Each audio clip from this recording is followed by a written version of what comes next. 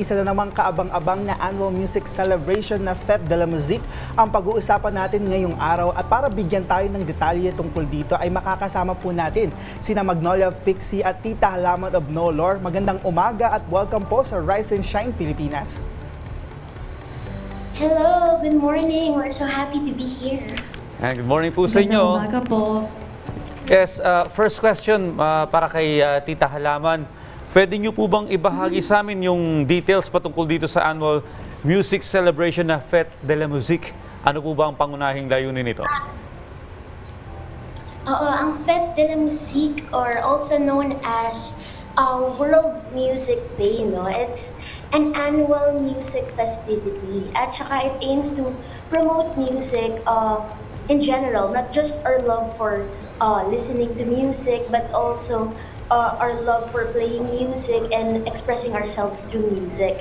And ngayon nga dito sa Philippines, 30th year na ng Fête de la Musique. So wow, we've gone so far. And it was brought to us by the French institution na Alliance Francaise de Manille.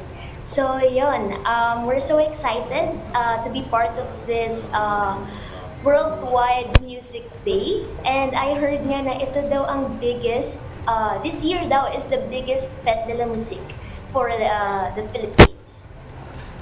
Kaabang-abang, no? Very exciting para sa mga music lovers, no? Kay Magnolia naman po, no? Ano yung tema ngayong taon, ngayong inaasahan na ito yung pinakamalaking selebrasyon nito, at ano yung inspirasyon sa likod nito?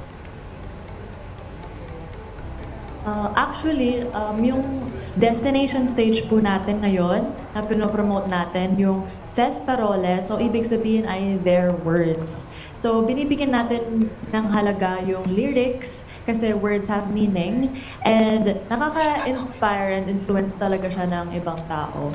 So kami mga musician at artist, meron tayong responsibilidad na magbago ng buhay ng ibang tao, kaya gumagawa tayo from the heart, hindi lang for the streams or followers. Ayan, Magnolia, ano ba yung mga dapat abangan ng ating mga viewers sa Ses Paroles na hindi pa natin nakikita sa mga nakaraang edisyon ng Fête de la Musique? Actually, nag-start po kasi big time tado sa Fête de la Musique since 2019. Tapos nakasali kami sa Femme Fatale na stage na empowering women artists. So ngayon, since lyrics yung emphasis natin, yung maabangan nyo ay music videos and lyrics, saka meron din tayong live art. Para naman kay Tita Halaman, no? Sino-sino ba mga artist ang tampok dito, at ano ang naging proseso sa pagpili sa kanila para makilahok sa programa ngayong taon? Lahat ba, no? French songs or any kind of songs ay welcome, at saan to gaganapin? Yes, any kind of songs are welcome. Since I mentioned nga na it's a celebration of music, it's World Music Day, so parang highly encouraged ang mga musicians, kahit yung up-and-coming artists pa lang, highly encouraged sila to perform and express their music, especially yung songwriting, since Magnolia Pixie nga mentioned na for this stage, for this destination stage, ang focus natin is songwriting, no? So for this one, how they curated the lineup is, I think, ito yung mga artists with very distinct or diverse songwriting style, which is very interesting, no? Kasi ako as a musician din, yung factor na the factor that really matters to me is yung songwriting.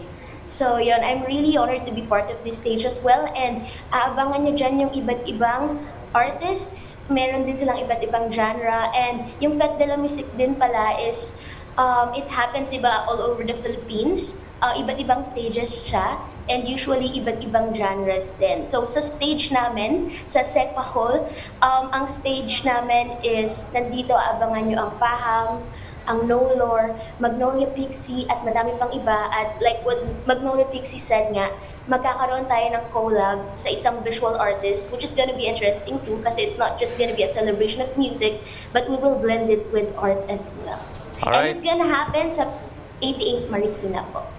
Okay, again, Miss Magnolia, no, kailan at saan po ito magaganap, at kindly invite our viewers, no, na makiisa sa sama-samang pagselebra ng musika sa buong mundo? So yung Fête de la Musique na stage po namin, magaganap po ito ng June 29, Saturday. So 6 p.m. onwards yan. Free admission po. Kaya kung libre kayo, dumaan na kayo. Tapos mag-celebrate lang tayo ng music. At ayun, marami naman na-enjoy sa araw na ito. Sabi nga nila, no, music is a universal language. So, maraming salamat sa pagbibigay sa amin ng detalye patungkol sa music celebration na Fête de la Musique, Magnolia Pixie at Tita Halaman of Nolor. Muli, maraming salamat po.